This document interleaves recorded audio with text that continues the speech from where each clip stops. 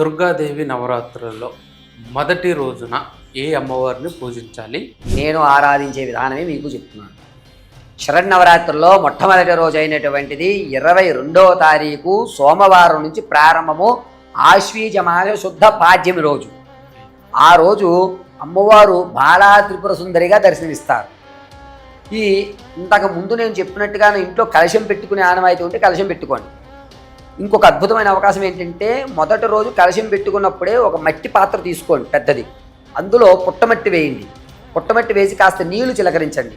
నవధాన్యాలు వేయండి. అందులో నవధాన్యాలు వేసి కాస్త ఒక చిటికెడు పాలు, పసుపు, కుంకుమ, అక్షతలు, గంధం అక్కడ వేయండి.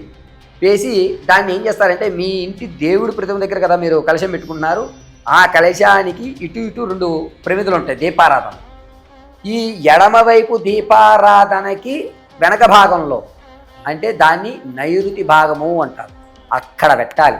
ఈ మట్టి ప్రమిదలో నవధాన్యాలు చిలకరించి అక్కడ పెట్టి మొదటి రోజు బాలా త్రిపుర సుందరి దేవి అమ్మవారు. ఈ అమ్మవారికి మనము ఆరెంజ్ కలర్ వస్త్రం ఒకటి తీసుకోండి. అంటే చీరన్నా కానీ లేదా బ్లౌజ్ కానీ, 2 గాజులు, పసుపు, కుంకుమ, పువ్వు, ఏదన్నా ఒక పువ్వు. వాస్తవానికి ఏంటంటే పసుపు పుష్పం అయితే చాలా మంచిది. పసుపు పుష్పం పెట్టి అమ్మవారి పాదాల దగ్గర పెట్టి నమస్కారం చేసుకుని, ఆ రోజు కుంకుమ తీసుకుని మీ ఇంట్లో ఏదైతే అమ్మవారు ఉంటుందో, అది కాశీ విశ్వేశ్వరి కానీ, దుర్గాదేవి కానీ, లేదా లక్ష్మీదేవి కానీ, ఒక చిన్న ఇంత పాత్ర పెట్టుకోండి కలశం ముందు. ఆ పాత్రలో తవలపాకు వేసి తవలపాకు మీద అమ్మవారిని పెట్టుకోండి. అమ్మవారిని పెట్టుకుని షోడశోప పూజ, మీకు వస్తే షోడశోప పూజ చేయండి. పూజ రాదా, మీకు ఏ పూజ రాదా, ఆ రోజు తిరివార నక్షత్రాలు చెప్పుకుని అమ్మవారికి 2 నక్షత్రాలు వేసి కుంకుమ తీసుకుని ఇందాక చెప్పినట్టుగా లలితా సహస్రనామాలే చదవండి. ఉదయము సాయంత్రం కూడా లలితా సహస్రనామే, ఇంతకు మించి ఇంకొకటి లేదు. అక్కడ అమ్మవారి దగ్గర అలా వదిలేయండి. ఒక్కొక్క నామానికి ఒక తెల్ల పుష్పము, కుంకుమ అమ్మవారి దగ్గర వదిలివేసి, బాలా త్రిపుర సుందరికి నైవేద్యంగా ఏం పెట్టాలి అంటే స్వీట్ బూందీ పెట్టాలి. చిన్న బూందీ ఉంటుంది చూసారా, ఆ బూందీ కానీ, శనగలు కానీ, లేదా పెసరపప్పు పానకం కానీ పెట్టాలి.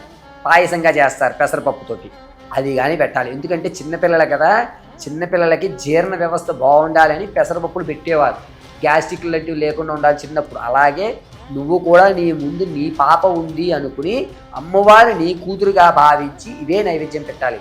చిన్నపిల్లలకి శనగలంటే ఇష్టం అండి, బాగా స్వీట్ బూందీ అంటే ఇష్టం. అందుకని స్వీట్ బూందీ పెట్టి నైవేద్యం ఆ రోజు ఉదయం పూజ పూర్తవుతుంది. మధ్యాహ్నం మీరు అల్పాహారం తీసుకుంటారు. సాయంత్రం వేళ ఉపవాసం ఉన్న వాళ్ళు మీ ఓపిక,